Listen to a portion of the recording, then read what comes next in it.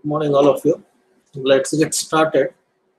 Any questions from yesterday's class?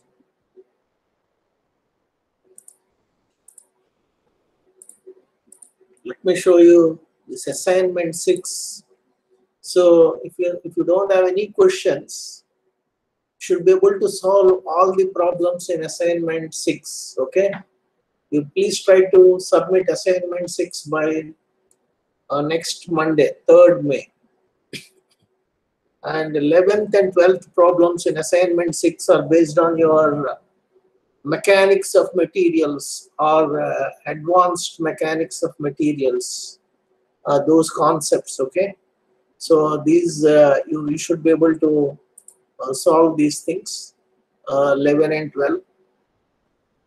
And as I mentioned yesterday in yesterday's class, here assignment 6, 10th question, there is a typing mistake. Here it should be problem number 9. You please make a note of it and try to complete assignment 6. And if you don't have any further questions on assignment 6 or whatever we covered in the last few classes, let me start presenting the next topic, isoparametric triangular elements. Okay.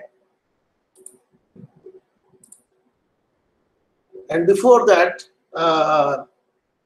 please note that all of you have your name and also you have the other identification numbers. When you join IIT Madras or any other institute, you are going to be given a roll number, or at national level you have a unique identification number like Aadhaar number. Unless you cheat the government, all of us should have only one Aadhaar number. Okay, maybe some people have 2 Aadhaar numbers.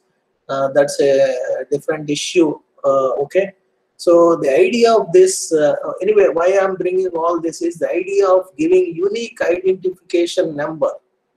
Unique identification number is to identify each and every one of us uniquely. So in the same way, if you want to identify a point, if you want to identify the location of a particular point in 2-dimensional space or 3-dimensional space, we usually use coordinate system with reference to some reference origin. We specify the location of a particular point, whether it's in 2-dimension or 3-dimension. Okay, and each point has unique coordinates. So no 2 points will have same coordinates. If 2 points have same coordinates, that means they are not really 2 points. They are actually like a single point. It's like that. Okay, so you are familiar with this Cartesian coordinate system or polar coordinate system, where we define using either x, y, or r and theta, such kind of stuff, to uniquely inform or to uniquely notify the location of a particular point. So instead of this coordinate system, there is another way of uniquely notifying or uniquely identifying a particular point, that is what is called area coordinates or volume coordinates.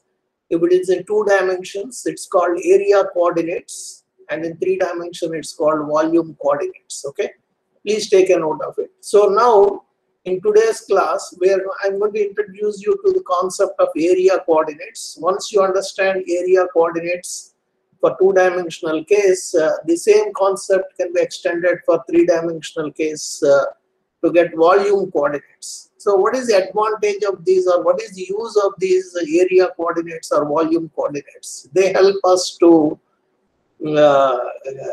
come up with a procedure for deriving the shape functions for rectangular elements.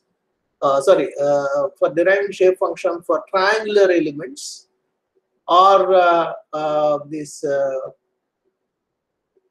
tetrahedral elements. Okay, triangular elements in two-dimensional case, or tetrahedral in three-dimensional case. Okay, so in today's class we are going to look at area coordinates, and the same concept can be extended for 3 dimensions, which results in volume coordinates. And using area coordinates, how we can derive the shape function for triangular elements, any noded triangular elements. So far, what you looked at is linear or constant strain triangular element. A triangular element having 3 nodes at 3 corners. That's what we have seen, and that is the procedure that we used for deriving those shape functions are starting with a polynomial having 3 coefficients, a0 plus a1x plus a2y, and determining a0, a1, a2, substituting back, and then grouping the terms having n1, this one, u1, u2, u3 separately, and then based on that you derive the shape functions. Okay, so that is all what we have done. Let me show you for completeness.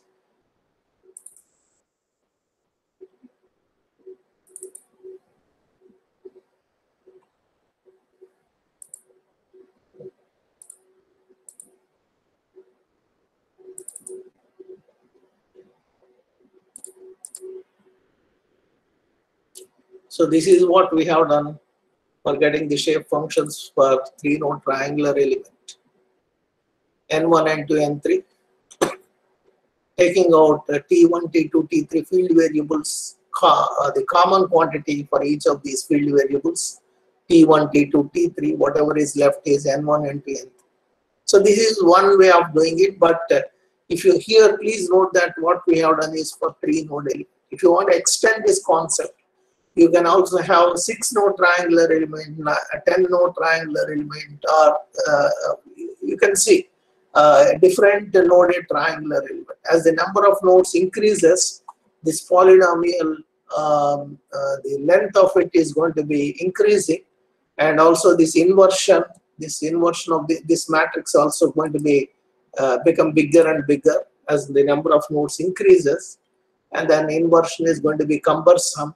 And this procedure that we adopted here, it's going to become cumbersome as the number of nodes for triangular element increases.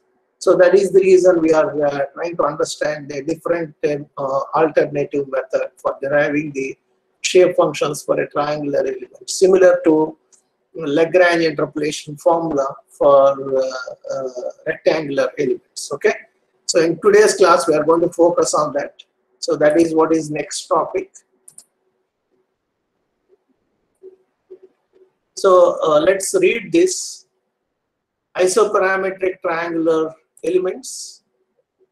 This chapter presents, or subsequently this lecture presents, formulation for higher order triangular elements. A relatively simple method is available for deriving shape functions and carrying out integrations over such triangular elements. However, it requires special coordinates called natural coordinates or area coordinates. Okay, so we will see what are these. First, we need to understand what is this area coordinates or what is this natural coordinates. Okay, any questions? So now you should be ready to learn this new idea of area coordinates or natural coordinates. Okay, so you please take a note of these figures here. At least you start with this first figure. You please take a note of it. Here, a 3-node triangular element is shown. Okay, 3-node triangular element is shown. Nodes 1, 2, 3. And if you want to define the coordinates of these nodes 1, 2, 3, in our whatever we already know, regular Cartesian coordinate system, you can come up with an origin, and x-axis as the horizontal axis, y-axis as the vertical axis, and the location of each of these points can be with reference to this axis. You can actually define what are the coordinates of node 1, 2, 3. Okay, and also a point P is there. A point P is there, which is taken to be inside this triangular domain. A point P is selected inside the triangular domain. The coordinate of that point, with respect to this coordinate system, let's say it's small x, small y. And please note that this coordinate system, whatever x, y, Cartesian coordinate system that we selected is one kind of like, you know, whatever I just gave initially when I started the lecture. I started with your roll number and Aadhaar number, such kind of stuff. So this coordinate system that we selected is one such kind of identification number. So that is what we are comfortable so far. And with respect to this coordinate system, coordinates of each of these nodes can be specified. A location of each of these nodes can be specified, which you are aware of it. And P is a point which is taken inside the triangular domain.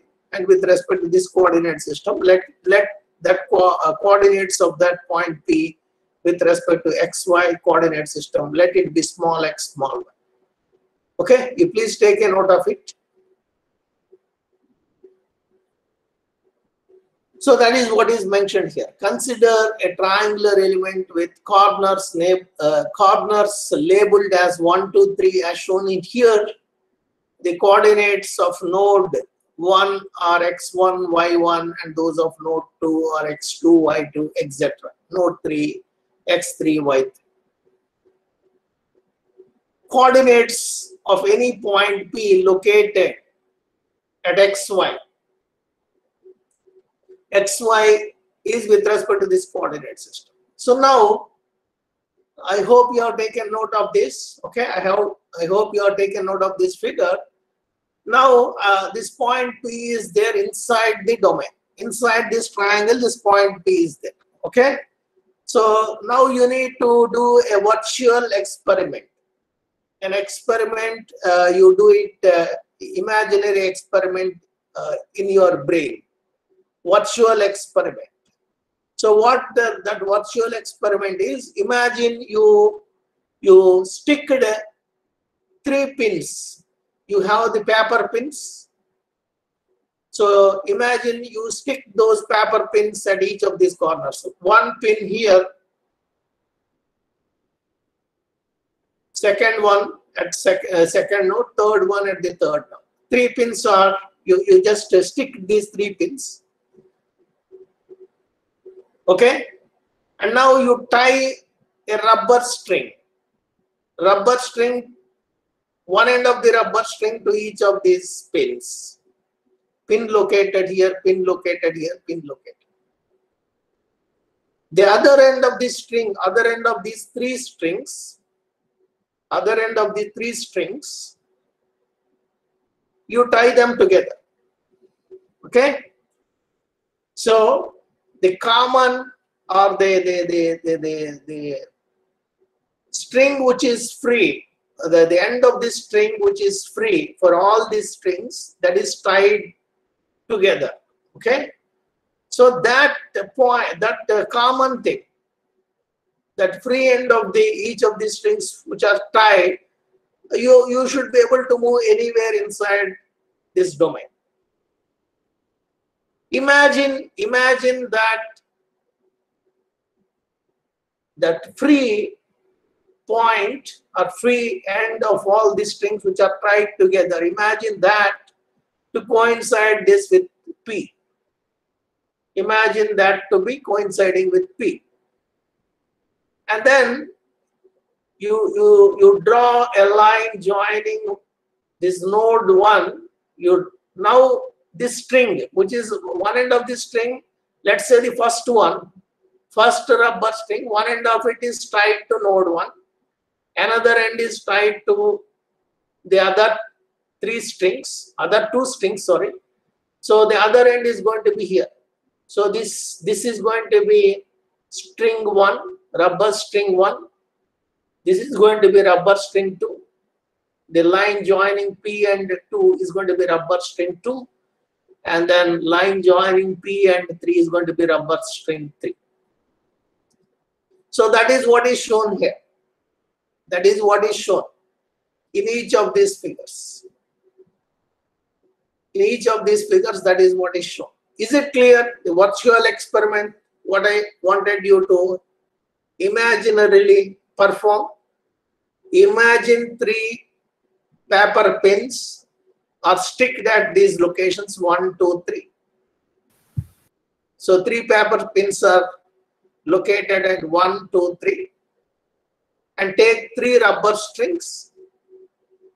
Tie one end of the rubber string to each of these pins. The other end of the rubber string for all these 3 rubber strings. Tie them together. And now that common, that free end, the point, the end which is tied to all the rubber strings, 3 rubber strings, that you should be able to freely move inside this domain. Let that be coinciding with this P. Then what is going to happen is the first rubber string, which is connected to nail or this paper pin 1, it's going to be along the line 1P. Second one is going to be along the line 2P. And third one is going to be along line 3P. So that is what is shown here. That is what is shown in each of these figures. And now,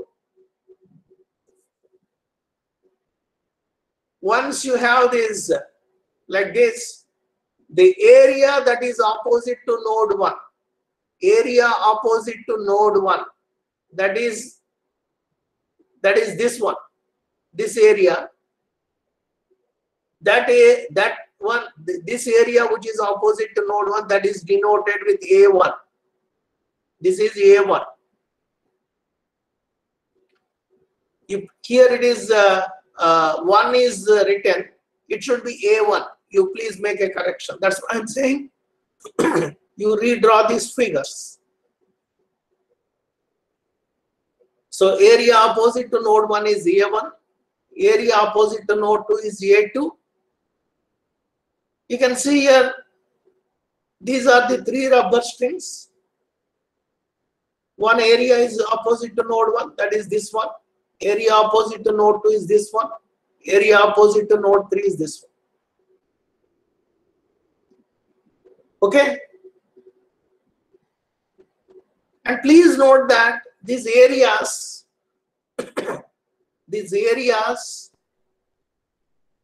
the magnitude of these areas are going to be changing as the location of this point moves.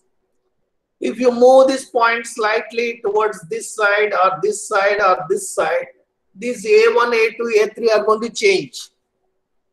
So what this area coordinates says is you can use those areas. Instead of using XY coordinate system, you can also express the location of a point in terms of these areas, A1, A2, A3. Okay?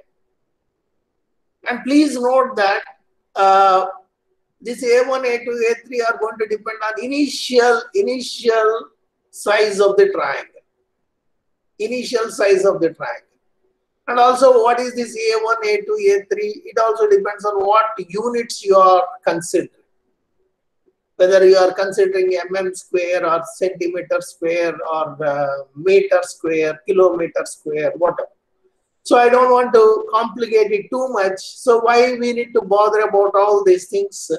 If we normalize with some quantity, such a way it becomes dimensionless, that looks good. So that's why instead of taking this area as it is, what is this ratio of this area, A1, with respect to the total area of the triangle? That is what is considered. Okay. So the ratio of A1 to total area A A2 to total area A, A3 to total area A is considered. So instead of denoting, instead of uniquely label or identifying a particular location of a particular point in two-dimensional space using XY coordinate system, I can also use this area coordinate system, which actually has three quantities that needs to be specified. Ratio of A1 to total area, A2 to total area, A3 to total area.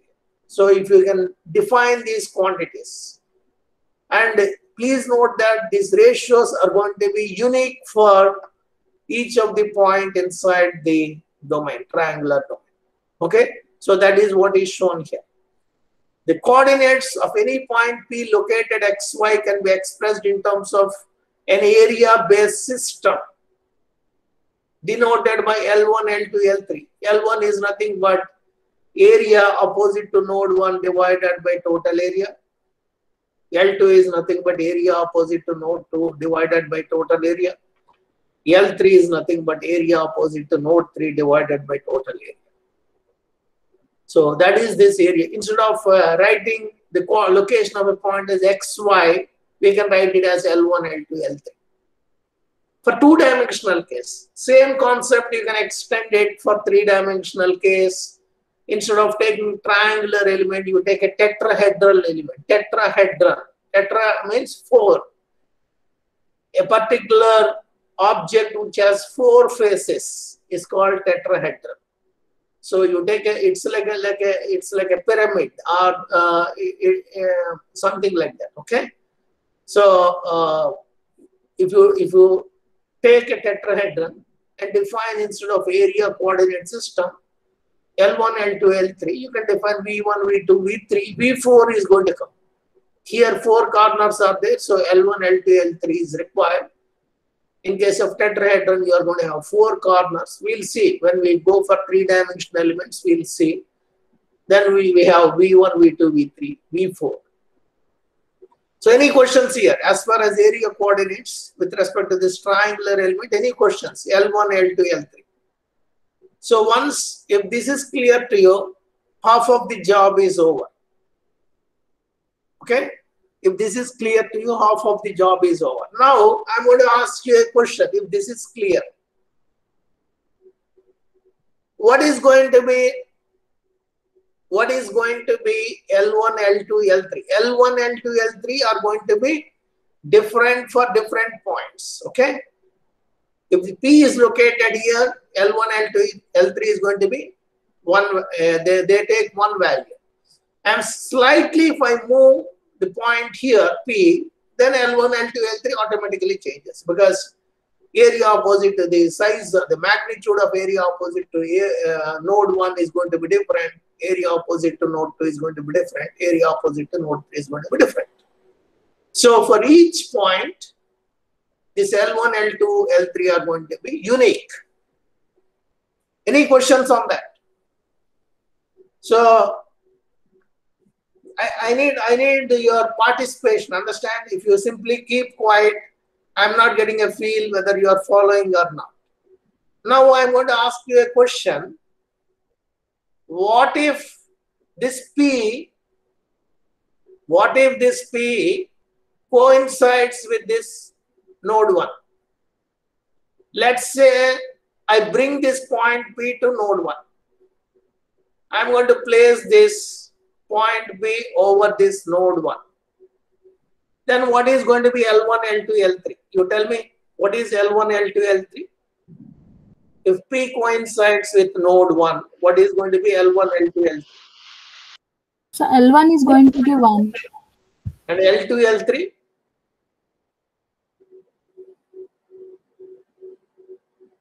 0, 0. Huh? 0, 0, 0. Okay, so that is fine. Okay, so for then with this coordinate system, location of node 1, location of node 1 is 1, 1, 0.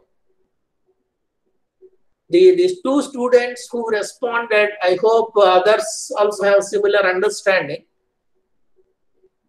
Is there any dispute on that. I am saying L1, L2, L3 coordinates. L1, L2, L3 for node 1 are 1, 0, 0.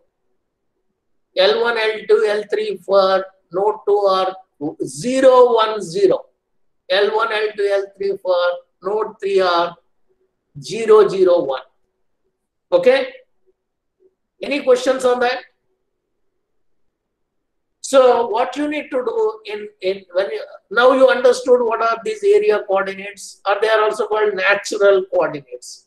Why they are called natural? Because you can see here, based on the location of the point itself, the point itself is automatically dividing this entire triangular into 3 regions.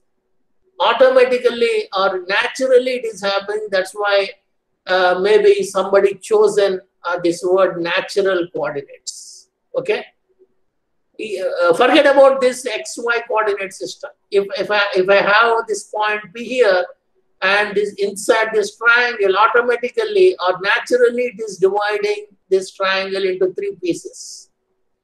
So that's why natural coordinate system. Maybe somebody chosen instead of area coordinates. Let's call that as natural coordinates. When you say natural coordinates, whether it is 2-dimensional case or 3-dimensional case, you can use the same thing, natural coordinates. Okay.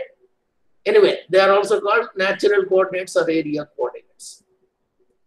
So using natural coordinates or area coordinates for a 2-dimensional case, we can easily write, given the three corners of a triangle, we can easily write what are the coordinates of any point inside, or including the edges of this triangle.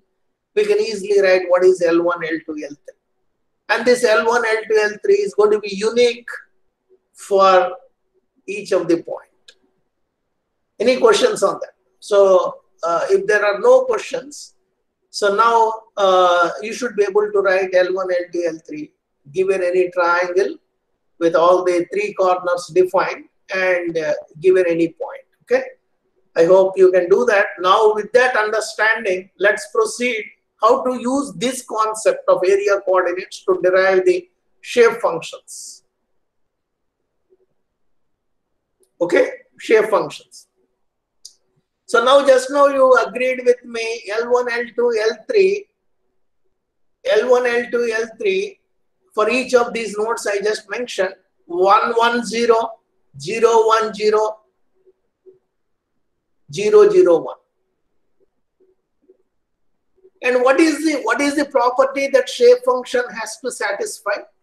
Shape function of a particular node has to satisfy the condition that the shape function evaluated, let's say a shape function corresponding to node 1, shape function corresponding to node 1 denoted with n1, it has to satisfy condition that n1 evaluated at node 1 should be equal to 1 and n1 evaluated at 2, node 2 or node 3 should be equal to 0.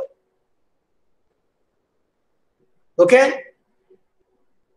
So n1 evaluated at node 1 should be equal to 1 and it should be equal to 0 when evaluated at node 2, node 3.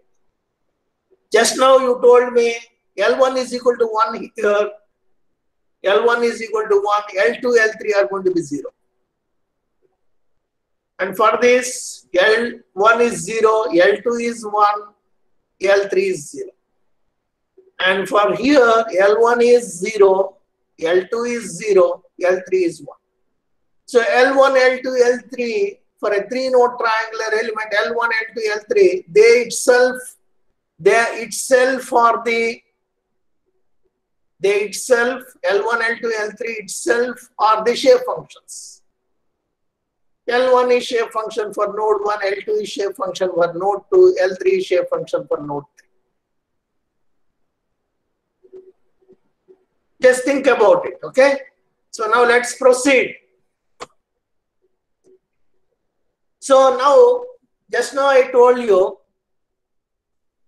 L1, L2, L3 are the shape functions for node 1, node 2, node 3. Okay. So L1 is A1, area opposite to node 1 divided by total area.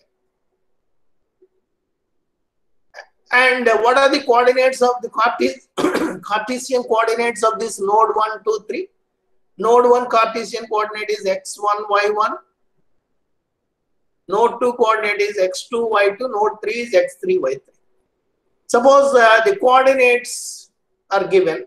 Coordinates, the corners, the coordinates of 3 corners of a triangle are given to you. Are you able to find the area of the triangle or not? How do you get area of the triangle? How do you find area of a triangle having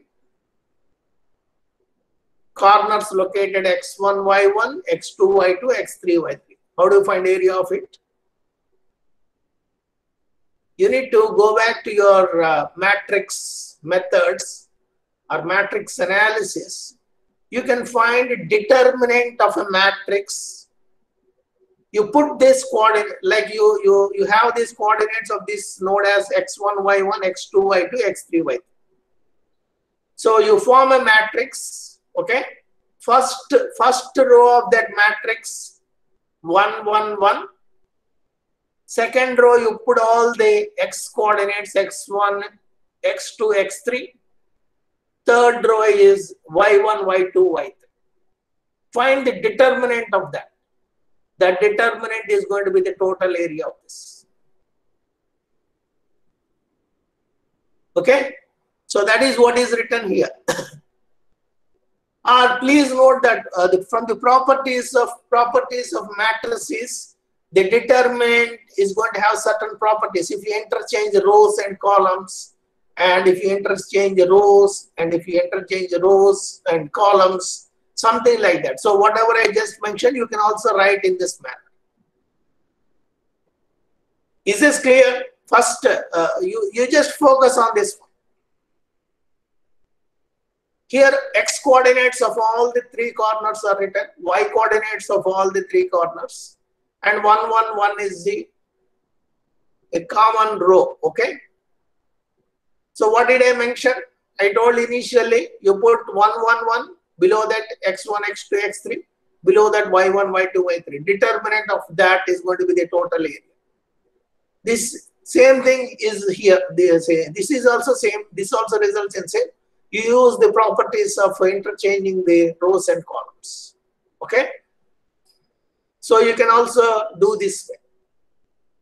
So this is how you can actually determine the area of a triangular region. Please note that this understanding is very, very useful for civil engineers, because when you are doing surveying, okay, when you are doing surveying, if you want to find the area of an irregular plot, forget about geodetic, you taking curvature of the earth and other things, coordinates. Forget about all that corrections. If we just use Cartesian coordinates, how do you find the area of an irregular plot? You can split it into triangles and find the coordinates of the corners of the triangles, and then based on the area of each of these triangles, you sum up, you get the total area.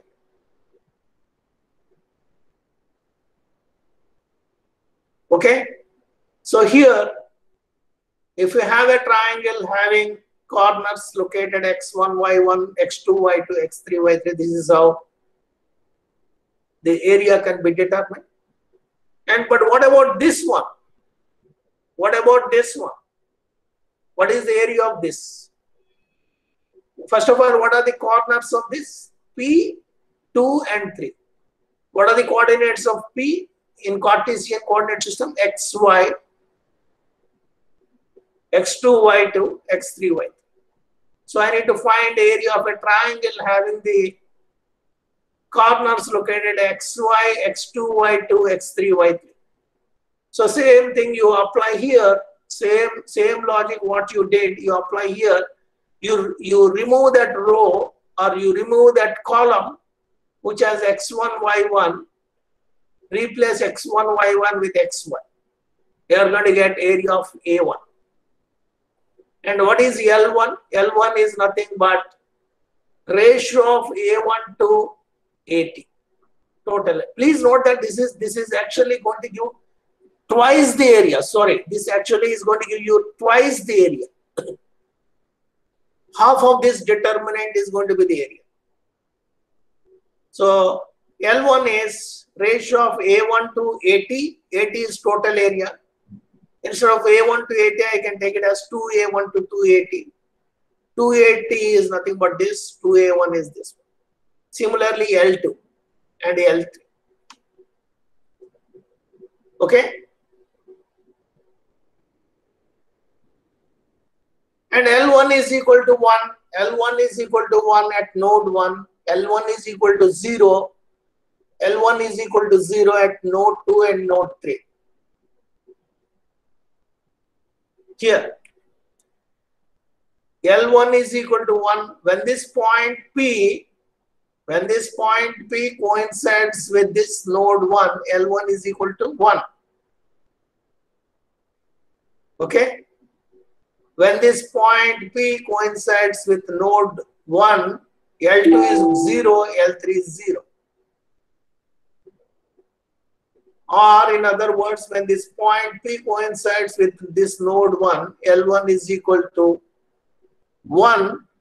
And when this point P coincides with node 2, L1 is equal to 0. When this point P coincides with node 3, L1 is equal to 0. So that means L1 itself is shape function for this 3-node triangular element. L2 is shape function for this node 2 for this 3-node triangular element. L3 is shape function for node 3 for this 3-node triangular element. Just now we noted what is L1, L2, L3 by writing how to determine this A1 and AT. That's what we have written here. So given the coordinates, you can easily find these things. Okay? And whatever I just mentioned, L1 is equal to 1.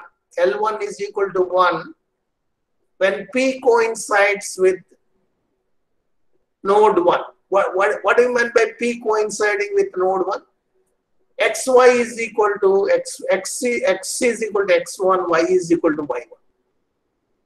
So you substitute X is equal to X1, Y is equal to Y1 here. L1 is going to be 1.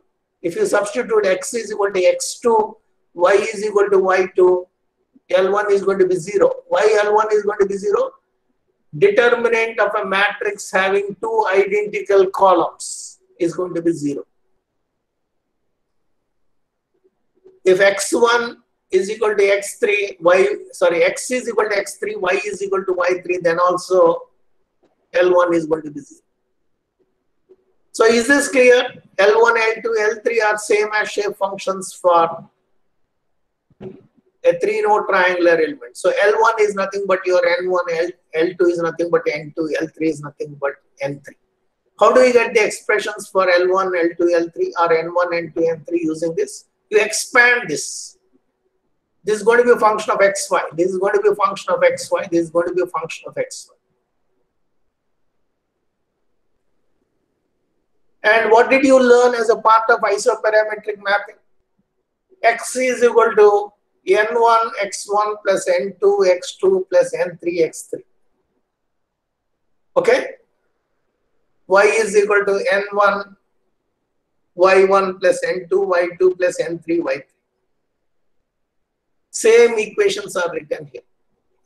Instead of N1, N2, N3, L1, L2, L3 are written.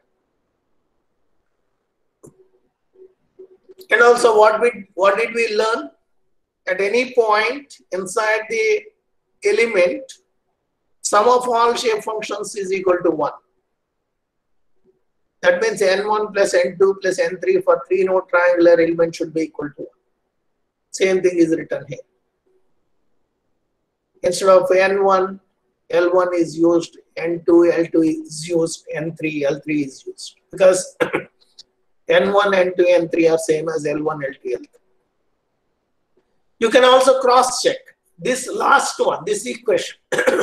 This equation you can also cross checking this figure. If I add this one area A1, A2, A3, that's going to be the total area. A1, A2, A3 divide A1 plus A2 plus A3 divided by AT is going to be 1. So that is this one. Any questions here?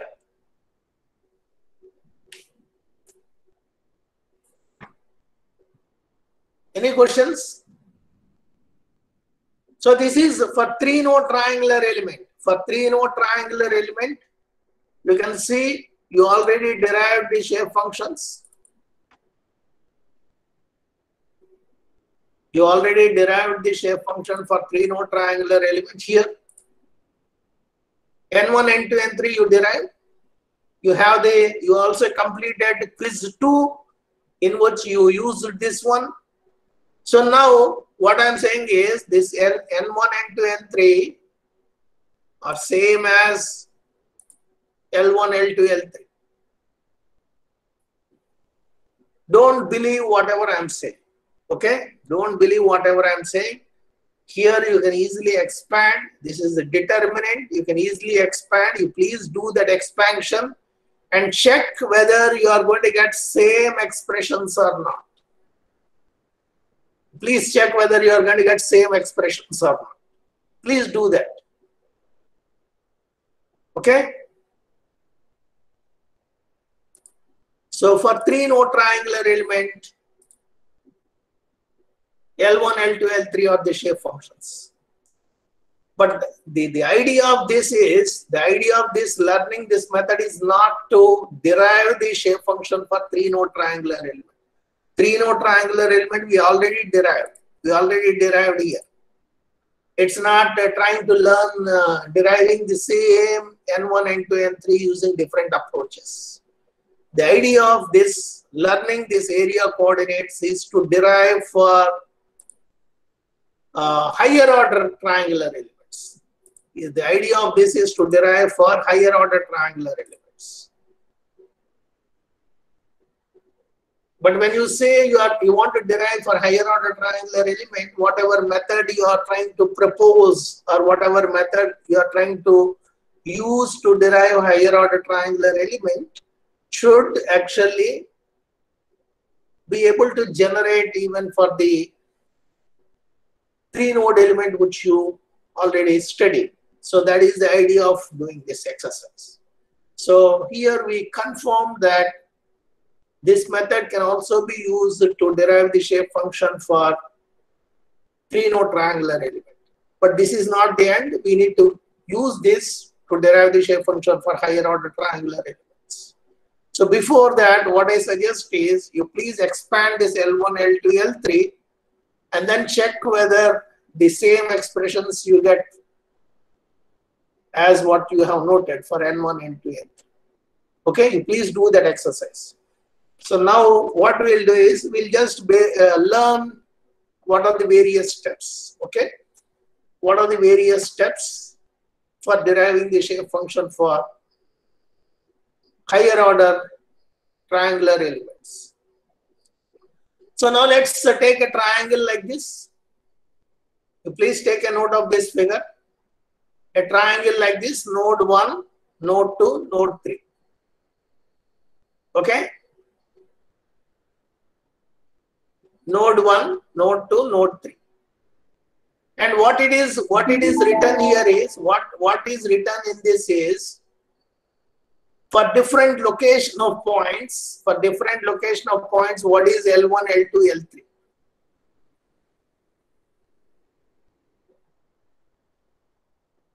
So when the point is located, when the point is located at this point P is located at node 1, L1 is going to be 1, L2 is going to be 0, and L3 is going to be 0. L3 is this line is L3 is equal to 0. This line connecting nodes, node 1 to node 3. Sorry, node 1 to node 2. The line connecting node 1 to node 2 is L3 is equal to 0. Now you need to actually bring in the coincidence or this equality of N1, N2, N3 and L1, L2, L3. If you have a 3-node element like this with nodes 1, 2, 3, alongside 1, 2, you already learned or you already noted N3 is going to be 0. Along this side 1, 2, N3 is going to be 0. N3 is same as L3. Alongside 1, 3, N2 is going to be 0. N2 is going to be 0 along this side. N2 is going to be 0 is same as L2 is equal to 0. Alongside 2, 3, N1 is going to be 0. So this line is going to be L1 is equal to 0. Is this clear? This line connecting nodes 1 and 3 is L2 is equal to 0. Nodes connecting 1 and 2 is going to be L3 is equal to 0. And nodes 2 and 3 connecting, the line connecting nodes 2 and 3 is L1 is equal to 0. This is just a straightforward application of what we learn. The concept that we learn. What is the concept that we learn? Shape function of a node is going to be 0 along an edge for which it's not going to be part of that edge. So that is how these lines are denoted. This line is L3 is equal to 0. This line is L1 is equal to 0. This line is L2 is equal to 0.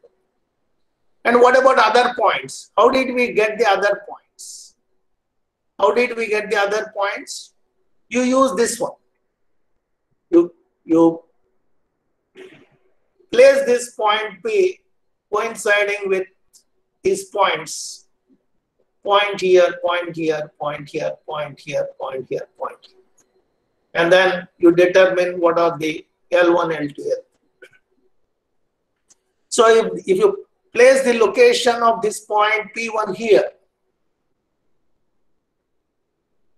if you place the location of point P and determine L1, L2, L3 using these equations, point P here and point P here, then you can determine what is this L1. So any point along this line is going to be having L1 is equal to 1/3, L1 is equal to 2/3 here, similarly other things. So here, the application of those 3 equations for various points is shown here. So that is what is mentioned. From the definition, it is easy to see that area coordinates remain constant along lines drawn parallel to the side of triangle. You please spend some time and understand this. Okay? Please spend some time and understand this one. And once you understand this, then we can proceed. So for higher order triangular elements, what is the procedure? Just we'll make a note of the procedure and then we'll continue in tomorrow's class. Okay? The shape function formula presented in this section requires that each node be represented by 3 subscripts related to L1, L2, L3 values at the node.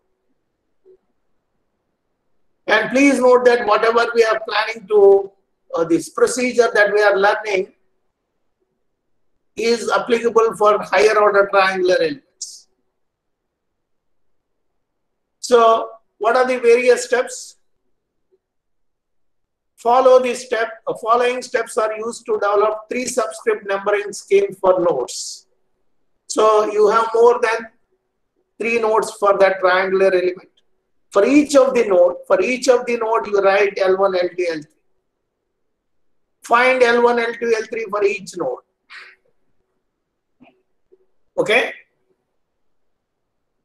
And normalize all coordinates by multiplying with a constant to convert them into whole number, if necessary. So once you write L1, L2, L3 for all the nodes, okay, And then if required, what you need to do is you need to convert into, you multiply with a common number, you convert into whole numbers. And we'll see, once we see a particular case, then you will understand what is this. What is the second step that you will understand once you see a particular problem. And this is not required all the time. Only if necessary, you need to do this one. So this is like a condition statement. Okay, if required, you do that normalization. So once you do normalization, you will get normalized L1, L2, L3. So label each node of triangle as L1, L2, L3 using normalized coordinates. Okay. So you have, let's say you have 6 node triangular element. For each of the node, you write L1, L2, L3. How do you write L1, L2, L3? You determine this L1, L2, L3 because you know the coordinate of that particular Cartesian coordinate of that node. You substitute x, y, and x1, x2, x3 are the corner coordinates. So for each of the node, you can determine what is L1, L2, L3. If required, you normalize it by multiplying with a common number if required. And if it is not required, you don't need to do that. And once you get normalized L1, L2, L3, you label all the nodes using L1, L2, L3. After that, what we need to do? We'll see all this in tomorrow's class. After that, you need to use this formula. Once you get L1, L2, L3, use this formula. Here, ijk is there, nijk. I is nothing but L1, j is nothing but L2, k is nothing but L3. So for each of the node, you know what is normalized L1, L2, L3.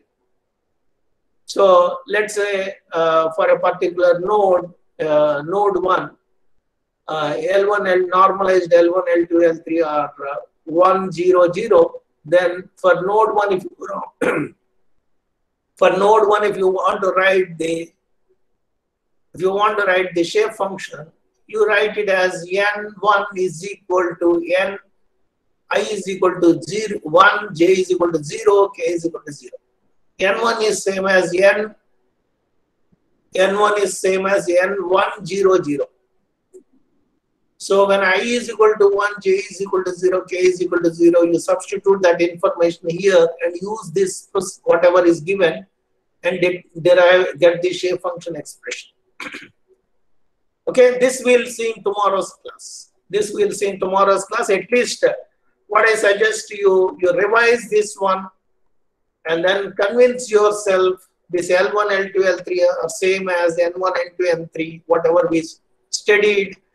And also, you please try to understand this. Okay, this figure. I'll stop here. And if you have any questions, you can raise at this stage, or if you want, you can ask in next class.